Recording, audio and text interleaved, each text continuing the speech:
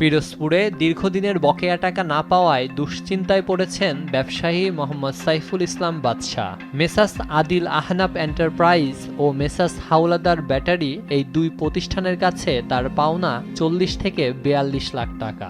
সম্প্রতি হালখাতার আয়োজন করেও আশানুরূপ সাড়া না পেয়ে বাধ্য হয়ে মাইক ভাড়া করে পাওনা টাকা পরিশোধের আহ্বান জানিয়েছেন তিনি। দীর্ঘদিনের এই বকেয়া টাকার চাপে বর্তমানে আর্থিক সংকটে পড়েছেন ব্যবসায়ী সাইফুল ইসলাম বাদশা। অত্র এলাকায় ম্যাক্সিমাম বাড়িতেই, প্রত্যেকটা বাড়িতেই বললে চলে যে প্রত্যেকটা বাড়িতেই কাস্টমার আছে যে মুদির মালামাল অথবা পার্টসের মালামাল নিয়ে বাকি জমা করছে, যে টাকাগুলো পরিশোধ করতেছে না। সেও একটা ব্যবসায়িক, সেও তো ব্যবসা করতে গেলে অন্য একটা ব্যবসায়িকের কাছ থেকে এরকম বাকি নিয়ে আসতে হয়। সে বাধ্য হয়ে আজকে অ্যানাউন্স করছে যে আমি কিন্তু প্রত্যেকের নাম ধরে ডাকবো, আপনারা যদি টাকা কেউ না দেন, আমার আলখাতায় যদি না আসেন, আমি কিন্তু নাম ধরে সবাইকে ডাকবো যদি আপনারা না দেন। এখন এটা আমাদের কাছে লজ্জার বিষয়। যদি ৫ টাকা পায় ২ টাকা দিয়ে যান, তারপরও তার ব্যবসাটা রানিং করুক। আমারও তো ১ লাখ টাকা দিছে। আমি গাড়ি আগে ভাড়া চালাইতাম, আমার বাপেও আমার সুযোগ দেয় না যে আমারে গাড়ি কেনার টাকা দিয়েছে ১ লাখ টাকা, আর আমাদের কিছু আসলে আমি গাড়ি কিনছি, আমাদের এখন পাইবে মাত্র ১০,০০০ টাকা। হয়তো আমি আইতে পারি না দেখে, আমার টাকা ছিল না দেখে আজকে আমি আইছি।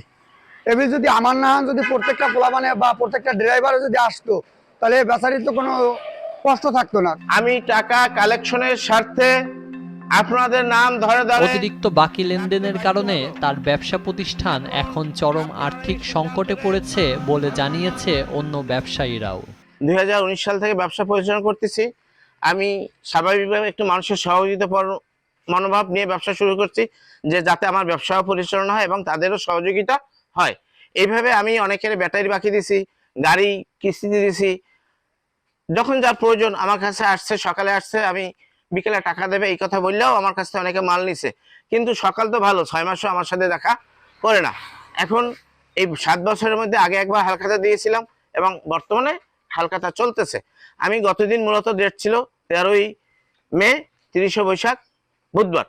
কিন্তু আমার আশানুরূপ টাকা না আসার কারণে আমি হালখাতা এখনো চলমান রাখছি এবং আমি মাইক ভাড়া করছি।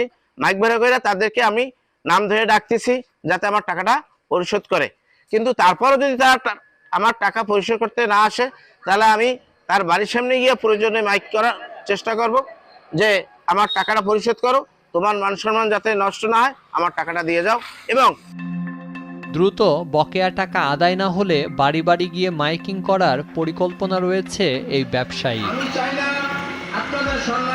নিউজ ডেস্ক, দেশ টিভি। ধন্যবাদ।